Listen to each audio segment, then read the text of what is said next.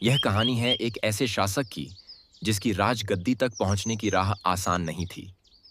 शक्ति, प्रेम और विश्वासघात से भरे इस साम्राज्य में हर कदम पर दुश्मनों का खतरा मंडरा रहा था। आइए एक ऐसे युग में प्रवेश करें जहां राजसत्ता, राजनीति और अद्वितीय संघर्ष की गूंज है। महाराज का दरबार। दरबार में सभी मंत्रीगण और सेनापति उपस्थित हैं। महाराज विशाल सिंह सिंहासन पर बैठे हैं। उनके चेहरे पर गंभीरता और चिंतन की छाया है।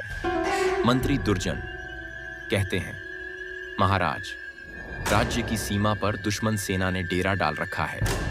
हमारे गुप्तचरों ने सूचना दी है कि वह शीघ्र ही आक्रमण करने की तैयारी में है।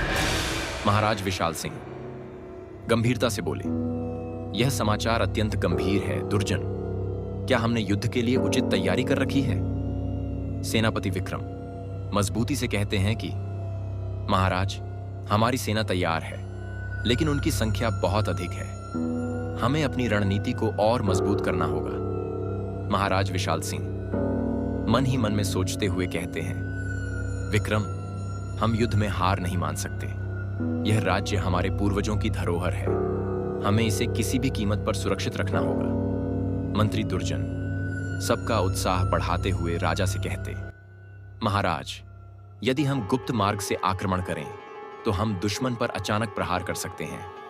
इससे उनकी रणनीति कमजोर पड़ जाएगी। इधर महाराज और महारानी का आपसी बातचीत कर रहे थे। रात का समय है। महाराज अपने महल के उद्यान में चिंतन कर रहे हैं। तभी महारानी रूपमती वहां आती हैं और मुस्कुराते हुए राजा से कहती है, महाराज, आपको इतनी चिंता में देखकर मन दुखी हो उठता है। क्या बात है जो आपको इतना व्यथित कर रही है? महाराज विशाल सिंह गहरी सांस लेते हुए रानी से कहते हैं, महारानी रूपमती, राज्य पर बड़ा संकट आ खड़ा हुआ है। दुश्मन हमारी सीमाओं पर खड़ा है और उनकी सेना विशाल है। महारानी रूपमती राजा का हौसला बढ़ाते हुए बोलती है, महाराज, आपके साहस और नेतृत्व में राज्य को कोई पराजित नहीं कर सकता। आपने हर कठिनाई का सामना किया है।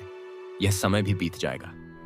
महाराज विशाल सिंह मुस्कुराते हुए रानी से कहते हैं, महारानी, तुम्हारी बातों से साहस मिलता है, लेकिन यह युद्ध कठिन है और हमारे राज्य के लोगों की रक्षा मेरी सबसे बड़ी जिम्मेदारी है। अगले दिन सुबह महाराज ने गुप्त मंत्रणा बुलवाई है। दरबार में कुछ विश्वसनीय मंत्री और सेनापति उपस्थित हैं।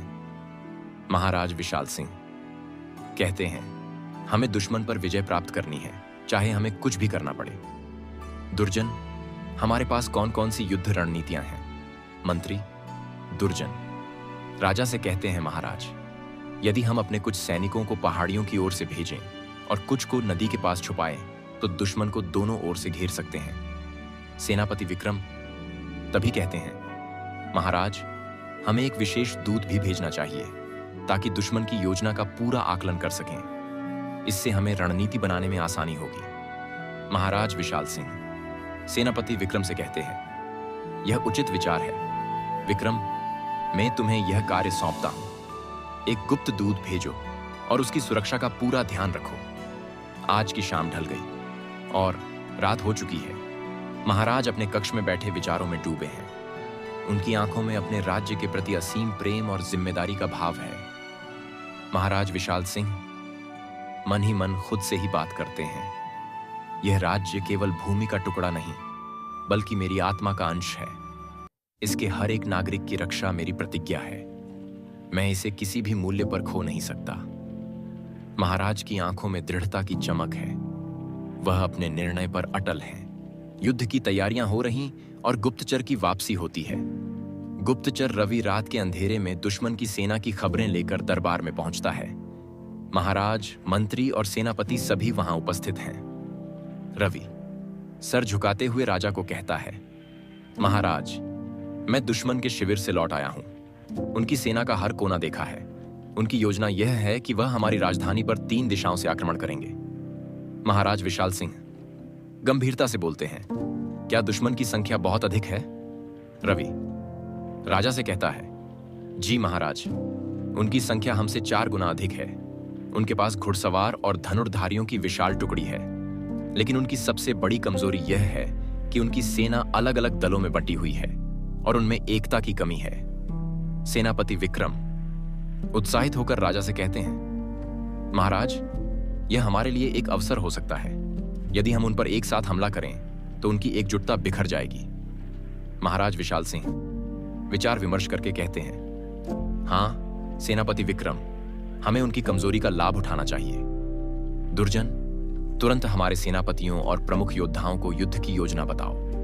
हमें 4 अलग अलग दिशाओं से उन पर वार करना होगा। महाराज विशाल सिंह सैनिकों के सामने खड़े होकर उन्हें संबोधित कर रहे हैं। उनके शब्दों में जोश और साहस भरा है।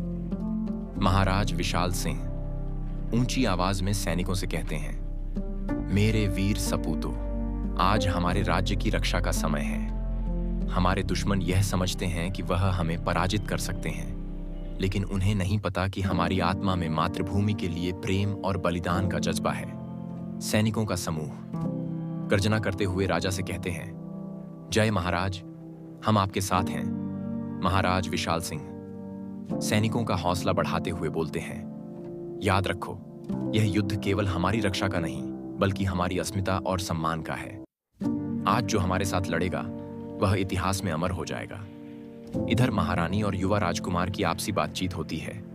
महल के एक कक्ष में महारानी रूपमती अपने पुत्र युवा राजकुमार अर्जुन के साथ बैठी हैं। अर्जुन भी युद्ध में जाने की तैयारी कर रहा है। महारानी रूपमती अपने मन से चिंतित होकर राजकुमार अर्जुन से कहती हैं, पुत्र अर्जुन, तुम्हें पता है कि यह युद्ध कठिन है। मैं जानती हूं कि तुम्हारा हौसला ऊंचा है, लेकिन मैं तुम्हारी मां हूं और तुम्हारी सुरक्षा को लेकर चिंतित भी हूं। राजकुमार अर्जुन मुस्कुराते हुए अपनी मां से कहते हैं, मां, आप मुझे रोकिए मत। मेरे लिए पिता का मान और राज्य का सम्मान सबसे पहले है। मैं इस युद्ध में अपनी शक्ति और साहस का परिचय दूंगा। महारानी रूपमती अपने बेटे राजकुमार अर्जुन को आशीर्वाद देते हुए बोलती है, मेरा आशीर्वाद सदा तुम्हारे साथ है पुत्र। जाओ और अपने पिता का नाम ऊंचा करो। युद्ध भूमि की ओर जाने की तैयारी शुरू हो चुकी है। अगले दिन सुबह महाराज विशाल सिंह अपनी सेना के साथ युद्ध भूमि की ओर प्रस्थान करते हैं। उनकी सेना संगठित और उत्साहित है। चारों ओर से रणभेरी की आवाज गूंज रही है। महाराज विशाल सिंह सैनिकों से कहते हैं, याद रखो सैनिकों, यह युद्ध केवल शस्त्रों का नहीं है, यह हमारे धैर्य और साहस का भी है। हमें धैर्य से काम लेना होगा और हर परिस्थिति में एक दूसरे का साथ देना होगा। तभी सेनापति विक्रम राजा से कहते हैं, महाराज, हमारी रणनीति तैयार है। जैसे ही दुश्मन हम पर आक्रमण करेगा, हम चारों दिशाओं से उन पर हमला करेंगे। महाराज विशाल सिंह कहते हैं, बहुत अच्छा सेनापति विक्रम, आज का दिन हमारे राज्य का भाग्य तय करेगा। सभी सैनिक अपनी अपनी पंक्तियों में खड़े होकर प्रतीक्षा कर रहे हैं। एक तरफ महाराज विशाल सिंह अपने सेनापतियों के साथ खड़े हैं और दूसरी ओर दुश्मन की सेना धीरे धीरे उनकी ओर बढ़ रही है। युद्ध का आरंभ हो जाता है। दुश्मन सेना का पहला हमला महाराज की सेना पर होता है। सैनिकों के बीच घमासान युद्ध छिड़ जाता है। तीरों की बौछार और तलवारों की टकराहट से चारों ओर रणभूमि गूंज उठती है। सेनापति विक्रम गर्जना करते हुए सेना से कहते हैं, सभी सैनिक ध्यान दें, अब समय है दुश्मन की एकता को तोड़ने का। हमारे दल अलग अलग दिशाओं से उन पर आक्रमण करेंगे। महाराज विशाल सिंह अपनी तलवार निकालकर सामने खड़े दुश्मनों का सामना करते हैं। उनकी तलवार की चमक और साहस देख दुश्मन सेना में खलबली मच जाती है। दुश्मन सेनापति घबराते हुए अपने मंत्री से कहते हैं, यह कैसे हो सकता है? हम तो उन्हें कमजोर समझ रहे थे, लेकिन उनकी सेना ने हमारी योजना को ध्वस्त कर दिया। महाराज विशाल सिंह दृढ़ता से ऊंची आवाज में बोलते हैं, यही है हमारी ताकत। हम अपनी मातृभूमि के लिए लड़ रहे हैं और इसे किसी भी कीमत पर नहीं खोएंगे। युद्ध में विजय की ओर बढ़ रही थी सेना। युद्ध चल रहा है और महाराज की सेना की रणनीति सफल होती दिख रही है। दुश्मन की सेना चारों ओर से बिखर चुकी है और उनके सैनिक भयभीत हो चुके हैं।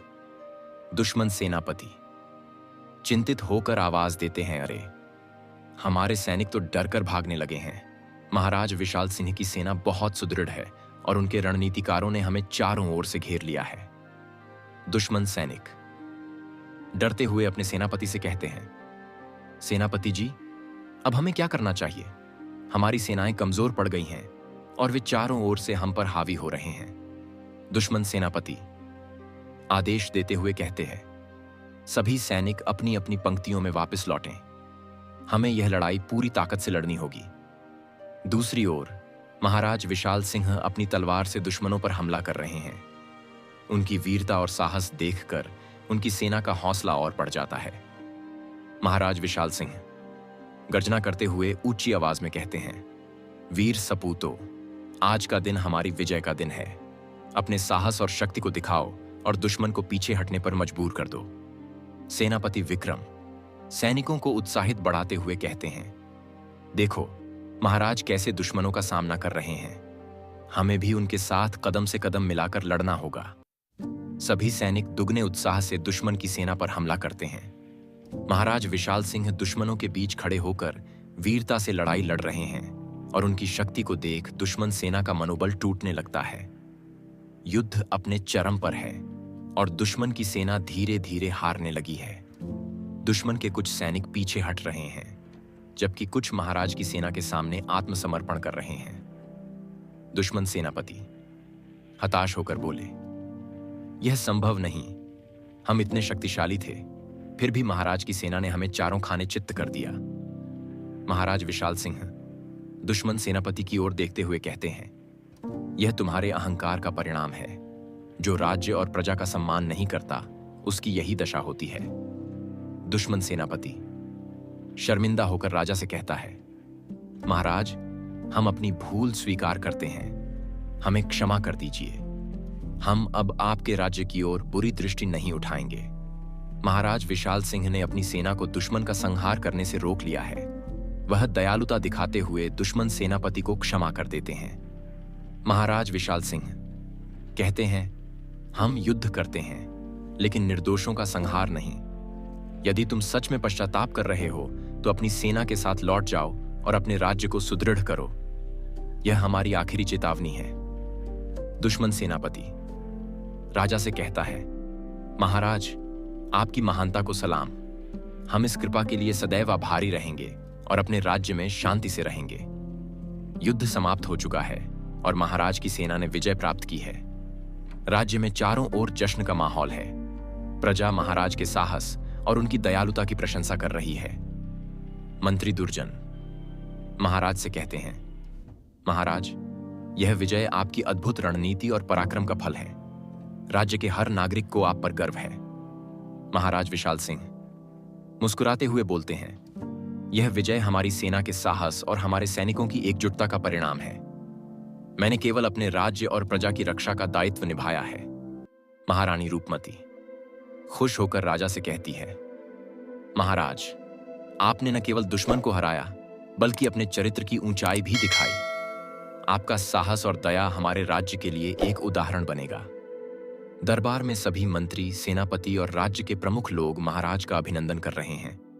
प्रजा में खुशी की लहर है और हर व्यक्ति महाराज के प्रति अपनी आस्था प्रकट कर रहा है। प्रजा की भीड़ गर्जना करते हुए ऊंची आवाज में, महाराज की जय हो, महाराज की जय हो। महाराज विशाल सिंह भीड़ को संबोधित करते हुए कहते हैं, इस विजय का श्रेय मैं आप सभी को देता हूं। यह राज्य हमारा है और इसकी सुरक्षा हम सभी का कर्तव्य है। आज आपने दिखा दिया कि हमारी एकता हमें अपराजेय बनाती है।